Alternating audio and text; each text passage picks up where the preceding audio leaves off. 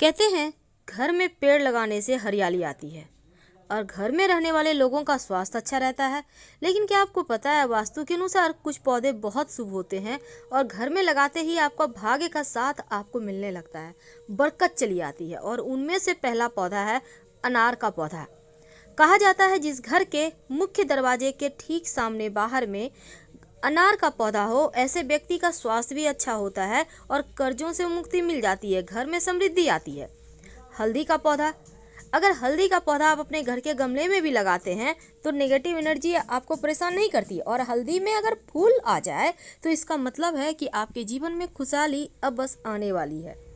अपराजिता, जिसको हम कृष्णकांता भी कहते हैं, नीले रंग का पुष्प लगता है और इस पुष्प को भगवान श्री हरि ही नहीं बल्कि भगवान श्री कृष्ण, शिव जी और गणेश जी, माँ दुर्गा को भी अति प्रिय है। लाल रंग का गुलाब। वैसे तो गुलाब का पुष्प आप कभी भी कहीं भी लगा सकते हैं, लेकिन माना जाता है घर के अंदर लाल रंग के पुष्प नहीं लगाने चाहिए। पौधे घर से बाहर आप छत पे, बालकनी में या खुले स्थान पे लगा सकते हैं। नारियल का पौधा। कहते हैं जिस घर में नारियल का पेड़ लगा होता है उस घर के लोगों का मान सम्मान दिन दूनी रात चौक बढ़ता चला जाता है।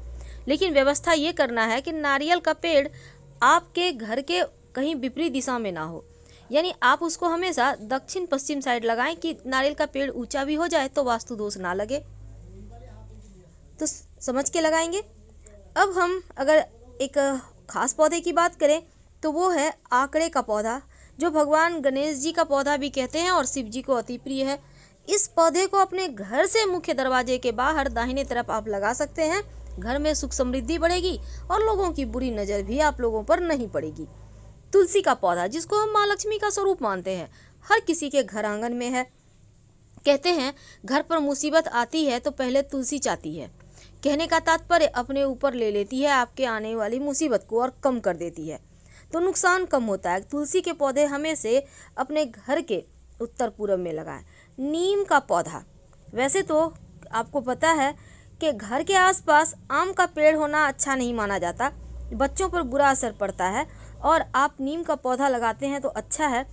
साथ ही अगर आंवले की पौधे की बात करें तो ये भी अच्छा माना जाता है। आंवले का पौधा घर में अपने छत पे भी लगा सकते हैं, बीमारियां परेशान नहीं करती।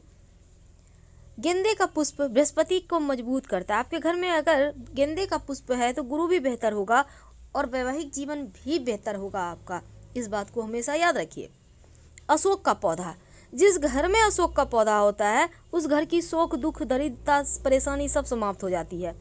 बच्चों के बुद्धि भी तेज होंगे और पैसा भी टिकेगा अगर अशोक का पौधा आपने लगा लिया है तो।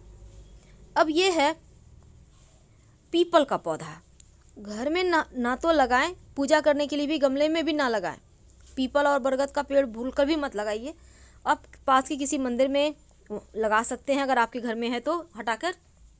अमरूद का पौधा, इसको भी घर में मत लगाइएगा। फलदार पौधे ना तो घर में लगाना चाहिए और ना ही फलदार पौधे का पेड़ का जो लकड़ी होता है उसका यूज करना चाहिए फर्नीचर में, वरना संतान तरक्की नहीं करेगी। और कैक्टस तो भूल कर भी ना लगाएं, जीवन में सिर्फ मुश्किलें ही बढ़ाएगा और कुछ नहीं, क्योंकि कैक्टस अपने साथ सिर्फ मुश्किलें लाता है, परेशानियाँ लाता है।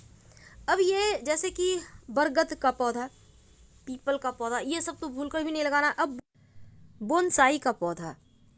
बोनसाई का मतलब ही होता है उसको बौना कर देना, इसके बढ़ने की गति को कम कर देना। तो ऐसे पौधे मत लाइए, घर के लोगों के प्रगति में, तरक्की में रुकावट आएगी।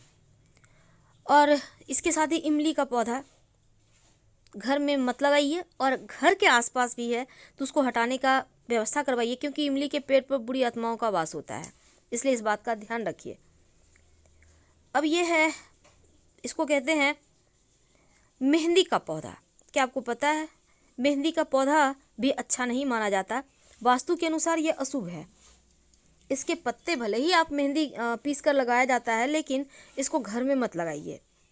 अब जैसे कई बार होता है आपके घर में पुष्प आए हैं, फूल आपने रखे हैं फूलदान में, उठाकर साइड पड़ा हुआ है सूखा हुआ फूल, बुके है पड़ा हुआ है, उसको पड़ा हुआ मत रहने दें, उसको तुरंत घर से बाहर निकालें, क्योंकि ये घर की नकारात्मकता को बढ़ा देता है।